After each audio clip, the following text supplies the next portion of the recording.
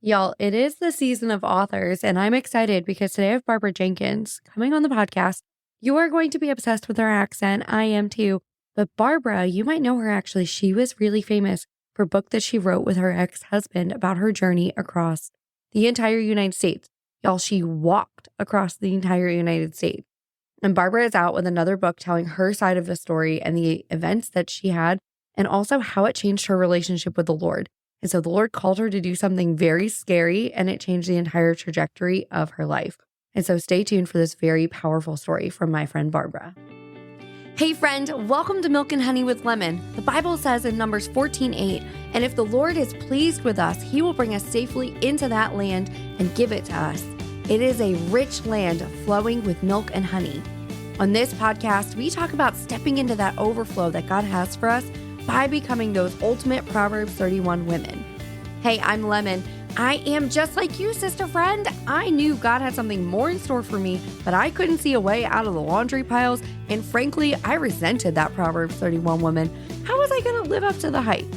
That is until I found out how to really step into becoming this Proverbs 31 woman through leadership development. In this podcast, you're going to find financial freedom, leadership growth, and motivation so you'll be able to do all the things God has called you to do with ease and really step into that land of milk and honey. Welcome back to the Milk and Honey podcast. I'm your host, Lemon Price, and I'm so excited because I have Barbara Jenkins with me. And y'all might recognize this name because she has co-authored The Walk West, which was an international bestseller, and it's a part of the permanent White House Library. How cool is that? This book, are you ready, has sold 15 million copies. It is a Reader's Digest condensed book, and it was chosen as one of the most influential bestsellers related to American culture in the last 100 years. And we're going to talk about that a little bit. She went on a 3-year, 3,000-mile walk across America. My gosh, Barbara, we're going to talk about this. I don't even know how it's possible that Reese Witherspoon hasn't picked up your book for how would you not option this? She just released a new book, which we're also going to talk about, and I'm really excited. And then she lives in Tennessee, y'all. She's close to me, and you're going to love her Southern accent. I don't think she has an accent. It sounds normal to me, but she loves to just hang out with family and friends. She loves to travel. Shocker. She paints and she writes. She speaks. She cooks. She has floral design. Barbara, you have to teach me how to do that. I'm terrible at that. And then just really sitting on her porch swing, telling stories to her granddaughters, Josephine and Lila. So thank you for being here, Barbara. Oh, Lemon, it's so fun to be here with you this morning. It's a beautiful fall day, and I just appreciate this opportunity to tell you some stories and to tell you about my new book called So Long as It's Wild. And you mentioned Reese Witherspoon. She did a movie on a book called Wild. The Library Journal, which is one of the prestigious industry magazines or publications in the publishing business, they reviewed my book and they said, if you liked Tara Westover's book, Educated, and if you liked Cheryl Strayad's book called Wild, you will be captivated by my book, So Long as It's Wild. And the title to that book is a famous John Muir quote, who was a great naturalist and adventurer from the 1800s. But the quote goes something like, God never made an ugly landscape. Everything is beautiful so long as it's wild. And so that's how I got the title, So Long as It's Wild. And my book has just been released. It's already rated 4.6 on Amazon. And it is a memoir, although it reads like a novel. And 100% of the feedback has been, I could not put the book down. In fact, someone contacted me last night on my website, and she said, this is the first time I have read a book in one sitting. So it is a page turner. It's full of twists and turns, high drama. It is my memoir where you will learn about how I grew up in the Ozarks of Missouri, a very poor hillbilly girl. I grew up next door to my poor old grandparents. The street I lived on was a gravel street lined with shacks and no one on my street could read or write. And my parents were the only ones who could read or write, and they would read the mail for my neighbors. But growing up without anything, I slept on a little rollaway bed. We did not have an indoor toilet till I was 12 years old. And we lived next to the railroad tracks. So I grew up, I fell asleep to the rumble of trains going by at night. And this kind of background and upbringing really prepared me to walk across America. I'm the only person in my family on either side that has a college education, and I went on to work on a master's degree, and I was at a seminary in New Orleans, and that's where I met Peter Jenkins. And we met, had a courtship, fell in love, and he asked me to marry him, but the caveat was he wanted me to walk the rest of the way across America with him, 3,000 miles. So the question is, who signs up for that? I'll tell you the story. I'll come back to this story of how I decided to go with him. But we walked 3,000 miles, ended the walk. This was back in the 70s, before the internet, before Zoom, what we're doing right now, before cell phones. And we ended up on the cover of National Geographic magazine, which opened the windows of heaven. Fame and fortune, celebrityhood. We bought a beautiful farm. We had 3 beautiful children. I ended the walk across America 2 months pregnant. But the marriage began to crumble with fame and fortune, and he was traveling all the time and gone. And when I discovered that there had been infidelities, with a broken heart, I filed for divorce. So the book covers from the hillbilly upbringing to the great, high, wonderful adventures, walking across America, fame and fortune, and then losing it all and starting all over and rebuilding my life. So I'm coming out of 40 years of silence to tell this story. And I did not want to write this book. I have written books, and I have been famous, and I have done all that. So the motivation was not about making a name for myself or being famous or anything like that. It was, I had been to an event out in Telluride, Colorado back in 2016, and I was with a group of young adults, friends of my son's, and among those friends were some celebrities like Aaron Paul of Breaking Bad and Sophia Bush, who was famous for television. So we were talking about the walk across America, and they both said, "Barbara, you need to write your story. It would make a great movie." And I just chuckled, and I thought, yes, this is what you tell everybody. So I tossed it aside. 5 years passed, and it was my 7-year-old granddaughter who said to me one day, she said, "Yo-Yo," that's my name, "Yo-Yo, did you really walk across America?" And it was like a ton of bricks hit me. It was like all the light bulbs, everything started flashing. And I knew then that I had to write this book, so long as it's wild. You can find it anywhere books are sold. Of course, it's on Amazon, Books A Million, all the websites. But it took me 3 years to write this book. And it is truly a page turner. And Lemon, it's only been out since the middle of September, and this is the middle of October. So we're saying it's been out about 5 weeks, 5 or 6 weeks. And we've already had 2 film and movie scouts contact me and the publisher. So who knows what the journey of this book will be, but I do think your listeners, particularly women who love adventure, they love challenge, but if they are facing some deep waters and tough times, the stories will carry them through great adventures and great trials and great outcomes. You asked me one question and there was a long answer. That's how you know we live in the South, y'all. That's how you know. I love this. So see, I knew as soon as you started, I was like, this needs to, I loved that movie Wild. I forced my husband to watch it with me all the time because I think that I'm going to hike the Appalachian or something one of these days when I don't have small children at home. And so I just live vicariously through all of these stories right now. And I'm like, yes, I would watch. I would be the first person in line to buy tickets to see this movie because it's so fascinating to me.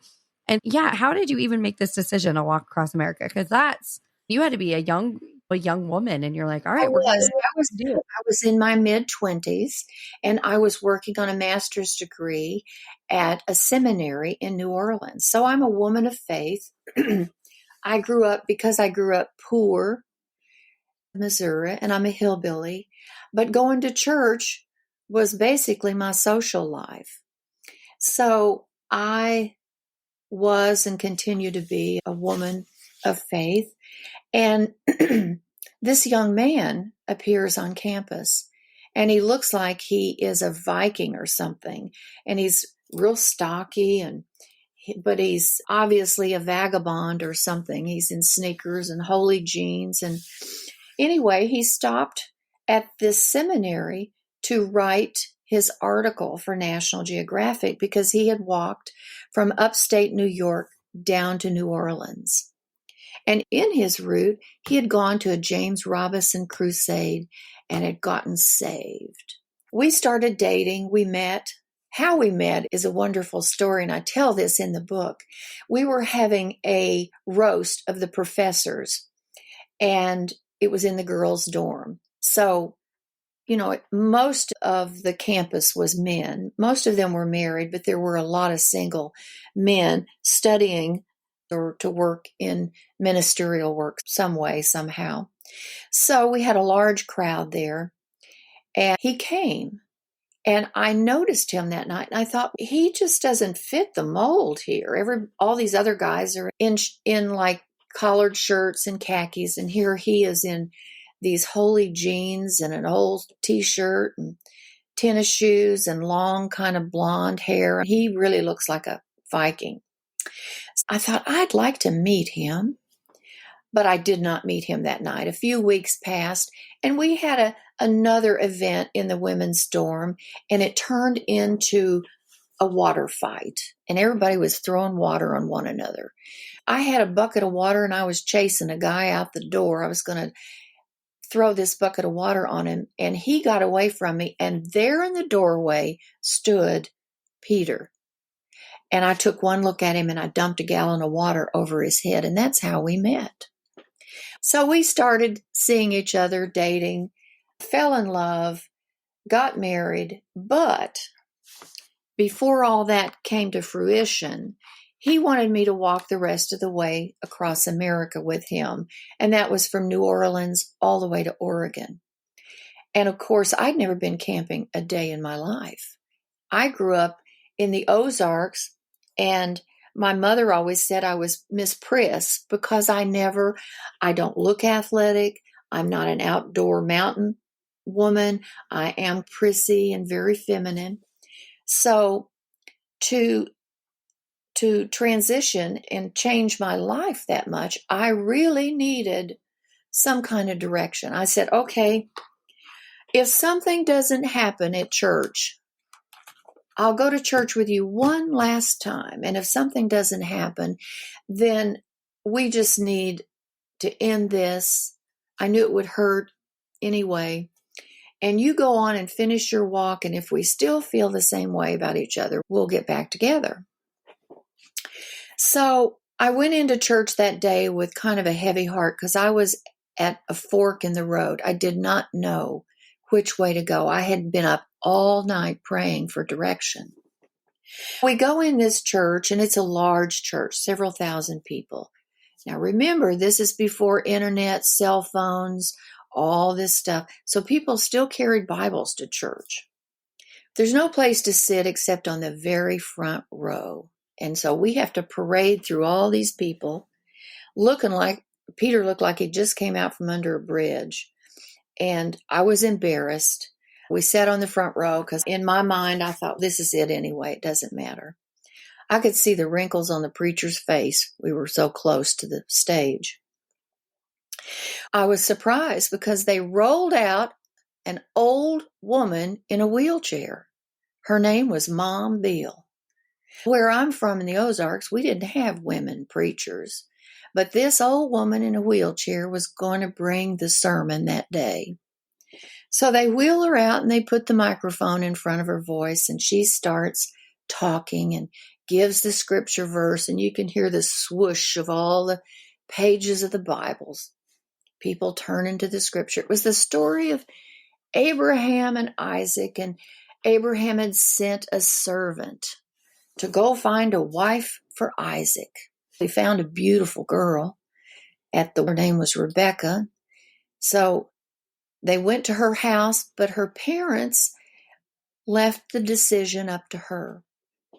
So the old preacher woman in the wheelchair, she leaned into the microphone, and her voice was soft, but yet there was a strength.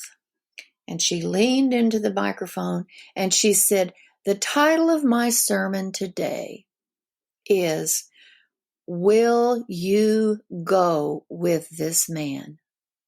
You could have blown me over with a feather. I felt like for me, in the context of my life, on that particular day, at that moment in time, when I was at that fork in the road, that was the finger of God asking me, tapping me on the shoulder and saying, will you go? I said yes. And I was weak as a cat when I stood up.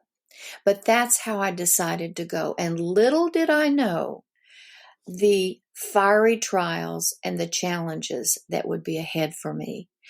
But on this walk across America, we left on the bicentennial in 1976.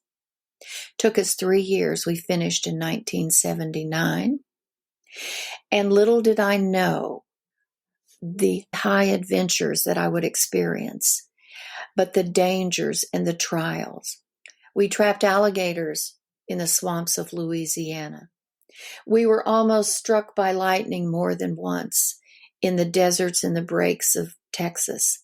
We watched tornadoes. I fell off a 13,000-foot glacier in the Colorado Rockies. I was hit by a car in outside of Salt Lake City, Utah. We walked across Oregon the coldest winter since 1919. All of those stories are in this book, So Long as It's Wild. But through each story, each episode, each danger, and there were many, but there were equally more joys and high moments and victories. But isn't that life?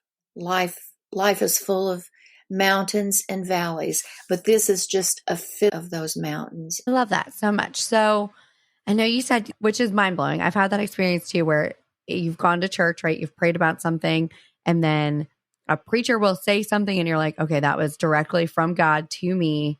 I hear you loud and clear. Thank you for that. But then you're like, I went through all of these trials, you went through a lot. And so how did it impact your relationship to God and how you related to God, being that he gave you a really clear direction on this, and then you walked through all the things that you had to walk through? I think when God calls you to do something, I think we delude ourselves into thinking, oh, this is going to be tiptoeing through the tulips. But in fact, it was a call to rise, to be the woman he wanted me to be. And I had a lot of lessons to learn. And I shook my fist at God more than once. I hated walking across America more than once. I wanted to quit more than once. But then there were equally as many times as I was thrilled and rejoiced that I was doing God's bidding, but yet how enriching it was and how wonderful it was for me. So I think that my faith grew. One of the main lessons I learned in this in that particular journey in life, because life is full of seasons and different journeys. And that was definitely one season of my life. I learned physically that if I was going to walk 15 miles a day, 3,000 miles ultimately, and make it all the way from New Orleans to the Pacific coast in the Northwest, I couldn't do it in a hurry. I had to do it one step at a time, 1 hour at a time, one day at a time. And I had to shift my thinking. We live in such a fast, high-tech world today that everything is instant. Got to have instant gratification. Got to get there. Everything is by the watch, by the clock. When you're on foot carrying 35 pounds on your back, there's nothing in a hurry. You have to, if you're going to make it, you've got to shift your entire outlook. You're in a different matrix. You're in a different reality. And you have to conserve your energy. You have to take it one step at a time, and you cannot get ahead of yourself. And that is a great and a very deep spiritual lesson, because Jesus, the Good Shepherd, he led us one step at a time, not to get ahead of him, rush ahead, run ahead, but to follow and to walk. For we walk by faith. So there were so many challenges and dangerous times that I know I would not have survived had it not been for the protection of God, for the cries and the prayers. I had a lot of time. Paul was in the desert for 3 years. I was on the road for 3 years.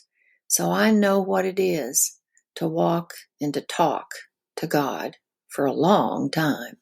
I think that's so beautiful, just this experience that you've had and all the lessons that you got to learn, right? Because I think so many times we're like, all right, I've read the scriptures, I know the things, and then God gives you this very challenging season that forces you to stretch and grow and have a deeper relationship with him, and really forces you to put all of your trust and your faith in him as he walks you through something a little scary and way outside of your comfort zone, since you're like, I was going to quit a lot and I hated it a lot.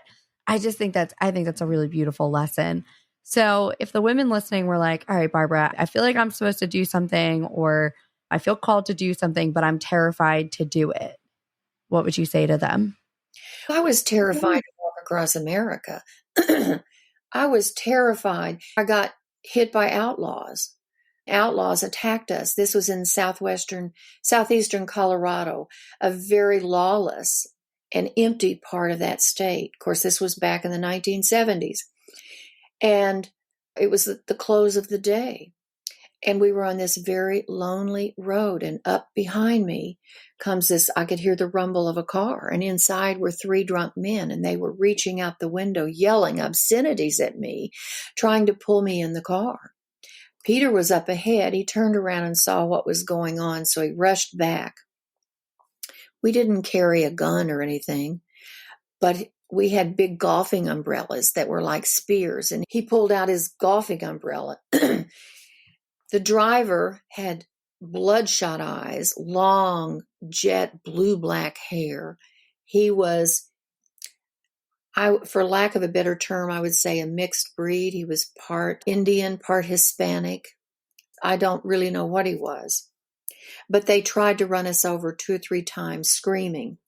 And we jumped across the sagebrush, ran out into the open area. Another car started to come from off in the distance. And when these guys saw that a car was coming, they sped away and they yelled, "We're going to kill you. We're going to come back and kill you."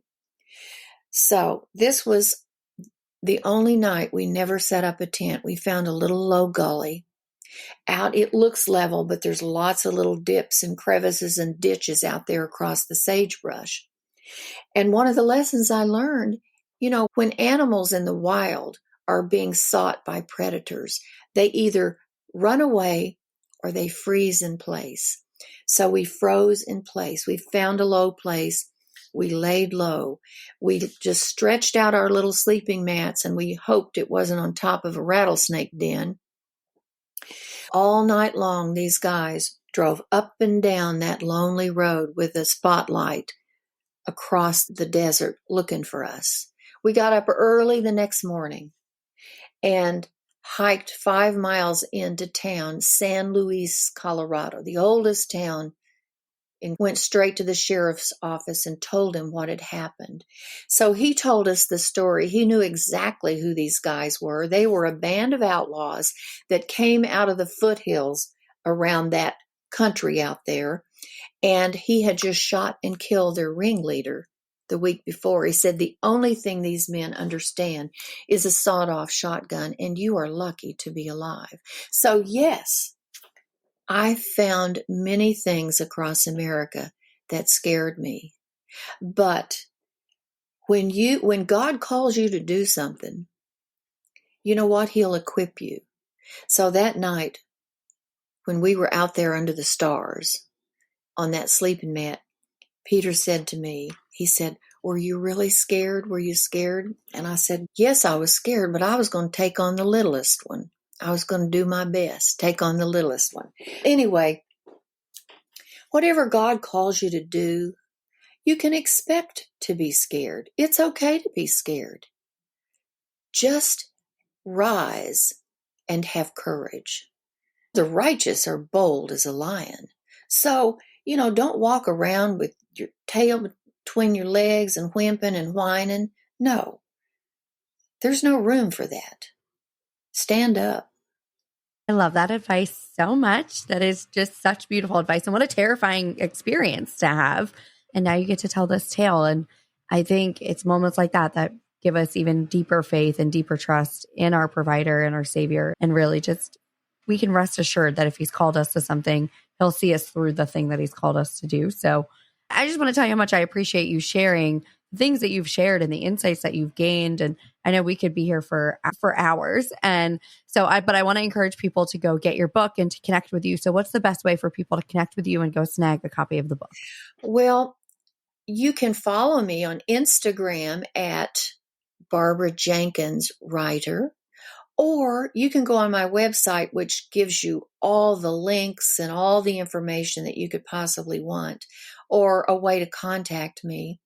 And that is barbarajojenkins.com. That's a Southern name, Barbara Jo. So Barbara Jo, J-O, Jenkins, Jenkins.com. And I'd love to hear from your listeners. I'd love to know what they think. It's great feedback and joy that I did when God called me and said, will you go with this man? But then 40 years later, it was God speaking to me through my granddaughter. And it was basically, will you write this book? Because I didn't want to, and I was scared. And there was a lot there. There's a lot of twists and turns and drama, tears and laughter and joys and sorrows. But I wrote it. It's out there. It's life. And I believe your listeners will find that it will give them courage and that it'll be a page turner. I love that. Thank you just so much for being here, Barbara. And y'all, we're going to have to stay in touch because I'm telling you, she's going to get, by the time this episode comes out or something, she's going to be emailing me, telling me that her book's been optioned because I already know it. I can't wait. You'll have to let me know when the premiere is because I will be there ready to go for this event. And so just thank you for being here, Barbara. Thank you for being so vulnerable and open and honest about the things that you have walked through. I sincerely appreciate it. And I know our listeners do too. So just thank you for being here. Thank you, Lebanon. I love Barbara's story so much. Barbara asked for a sign from the Lord. She received that sign, and then it changed her entire life. God had a bigger plan for her, and it was her obedience that led her to the journey she's on. And so no matter where you're at, I would encourage you to seek the Lord for your next step. Seek the Lord and ask him what you're supposed to do. Ask for a sign that you cannot miss because Barbara did, and it changed everything for her. So tune in next time, my friend. Hey friend, what a joy it has been to share today's journey with you. If you found a spark of inspiration or a nugget of wisdom that resonated, would you bless someone else by sharing this episode with them? it could be the encouragement they need to step into their purpose and calling. Also, if you could spare a moment to leave a review, it would mean the world to me. I really appreciate your feedback, and it really helps our community grow. Remember, the road to discovering God's call for you isn't one you have to walk alone. So join me again next Monday for another episode where we'll continue to explore the depths of leadership and the heights of our heavenly calling. Until then, keep seeking, keep growing, and keep trusting in His plan. God bless you, and I'll catch you on the flip side. Bye, friend.